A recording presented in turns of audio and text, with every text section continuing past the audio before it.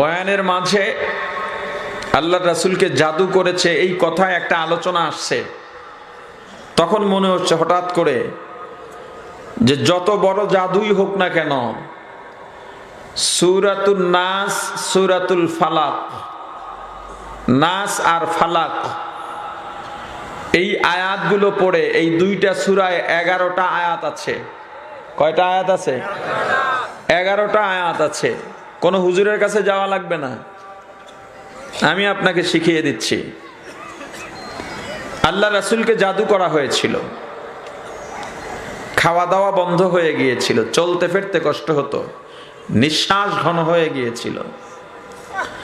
আল্লাহ রাসূল সাল্লাল্লাহু আলাইহি ওয়াসাল্লাম ঘুমিয়েছেন। স্বপ্নে দেখেন দুজন ব্যক্তি, একজন পায়ের কাছে বসে আর একজন মাথার কাছে। একজন আর একজনকে প্রশ্ন করতেছে, হুজুরের কি হয়েছে? বলে জাদু করছে। কে করছে? অমুক, আমি নামটা ভুলে গেছি। জাদুকরের নামটা বলছে। জাদু করছে একটা ফিতা, ওই ফিতার ভিতরে 11টা গিট্টু আছে। এটা অমুক কূপের ভিতরে এতটা পাথরের নিচে রাখা আছে। ওই গিটগুলো যদি খুলে ফেলা হয় তাহলে জাদু যাবে। বলে কেমনে খুলবে? আল্লাহ রাসূলের ঘুম ভেঙে গেছে। তখন এই দুইটা সূরা নাজিল হইছে, সূরাতুন নাস, সূরাতুল ফালাক, 11টা আয়াত। হুজুর সাল্লাল্লাহু আলাইহি সাল্লাম সুতাটা আনাইছেন, পাইছেন, নবীদের স্বপ্ন ওহী। আনার পরে একটা একটা আয়াত পরে ফু দিছেন আর গিট্টু খুলে গেছে। আল্লাহ রাসূল ভালো হয়ে গেছেন। তো যাই হোক, আমি জিজ্ঞেস করলাম, ভাই কালকের খবর কি? বলছে এই পানি তার শরীরে দেওয়ার সাথে সাথে সে সুস্থ হয়ে গেছে। সূরা ফাতিহার পাওয়ার আছে না নাই? ছাত্র সময় আমার হাঁটু থেকে পা পর্যন্ত একটা রোগ ছিল, 2 পায়ে মুজা পরে থাকতাম হাঁটু পর্যন্ত। আব্বা কত জায়গায় নিয়ে গেছেন, ভালো হয় নাই। গন্ধ আসতো, ওটার বিগার বলে আমাদের অঞ্চলে। পা নরম হয়ে গিয়েছিল। উজানির কারি মনজুর আহমদ রহমতুল্লাহ আলাই, কারি ইব্রাহিম সাহেব রহমতুল্লাহ আলাই 11 ছেলের ছোট ছেলে আমাদের বাড়িতে আসতেন। স্থানীয় যারা সবাই জানেন, হুজুর একদিন আব্বাকে তেল পরা দিয়েছিলেন সূরা ফাতিহা পড়ে। এত ওষুধ খাইলাম, ভালো হইল না। 1 সপ্তাহ লাগাইছি, আজ পর্যন্ত আর ওই বিগারের খবর নাই। তাহলে এই সূরা ফাতিহার পাওয়ার আছে না নাই?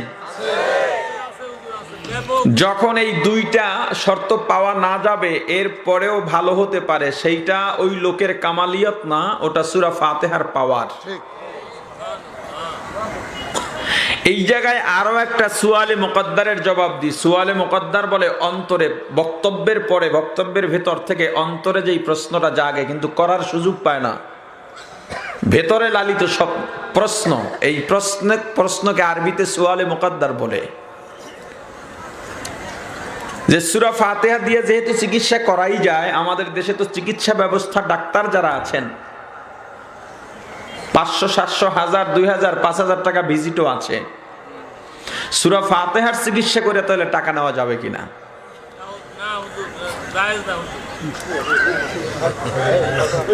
এত ফতুয়া দেন, তা আমি আর বয়ান করুম কি? দেখেন এ ব্যাপারে রাসূল কি বলেন। একদল সাহাবী সফর করে ক্লান্ত হয়ে এরকম মরুভূমির ভিতরে এরকম গাছ, স্রেফ সওয়াবের উদ্দেশ্যে, কারণ চিকিৎসার নিয়ত করার সুযোগই নেই, কারণ তারা তো ভালো করা যাবেই না। তাহলে নিয়ত কি করা যাবে?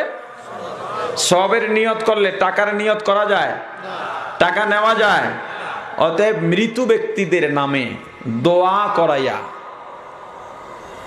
যে দোয়া করবে তাকে টাকা দেওয়া যাবে।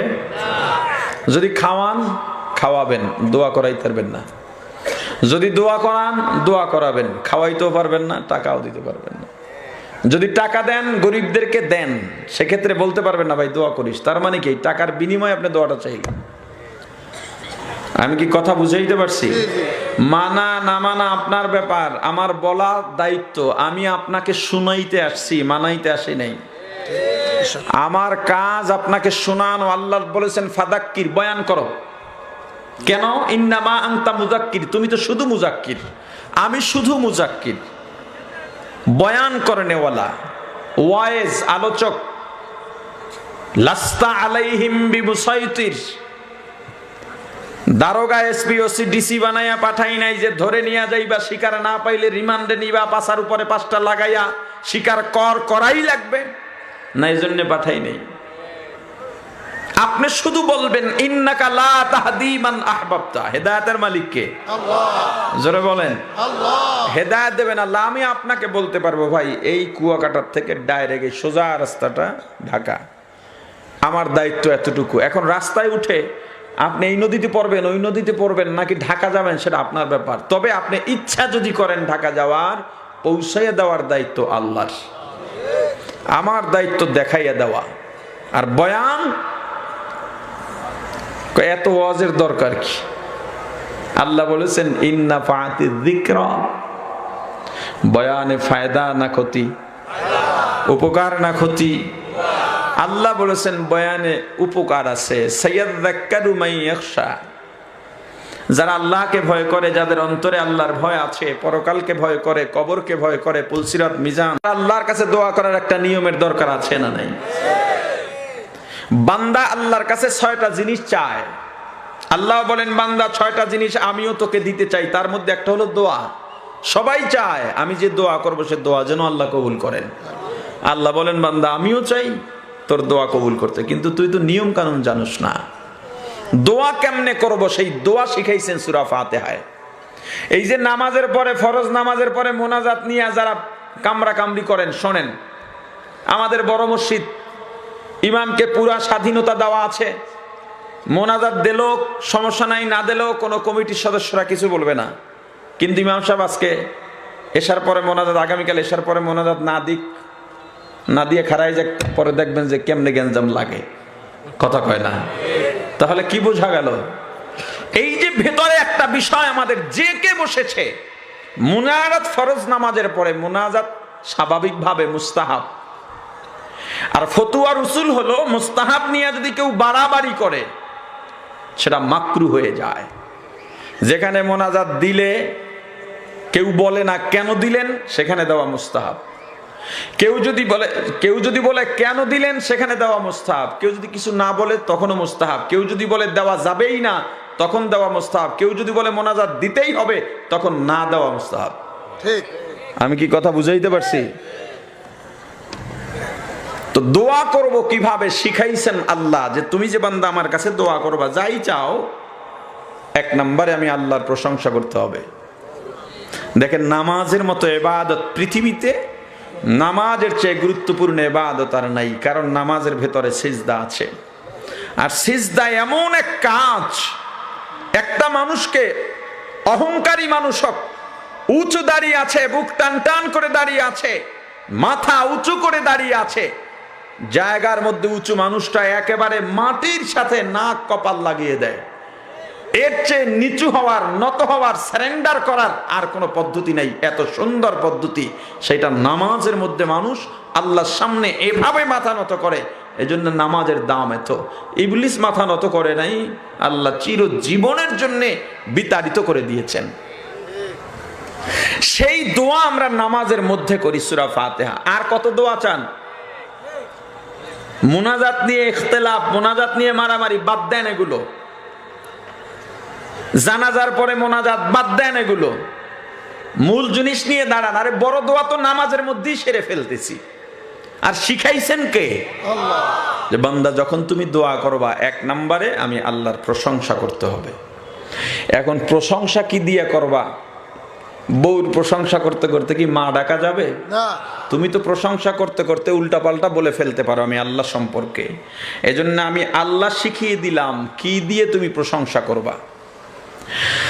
আলহামদুলিল্লাহি রাব্বিল আলামিন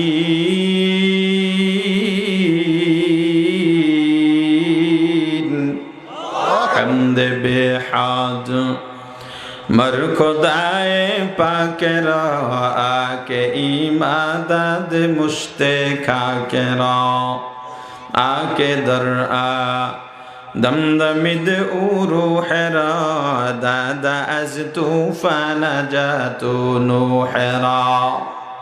এক নম্বরে প্রশংসা করবা যখন আল্লাহর দরবারে দোয়া করবা, এক নম্বরে আল্লাহর প্রশংসা করবা। কেমনে করবা তাও আমি আল্লাহ শিখিয়ে দিলাম। আলহামদুলিল্লাহ, সমস্ত প্রশংসা কার? আরো জোরে বলেন।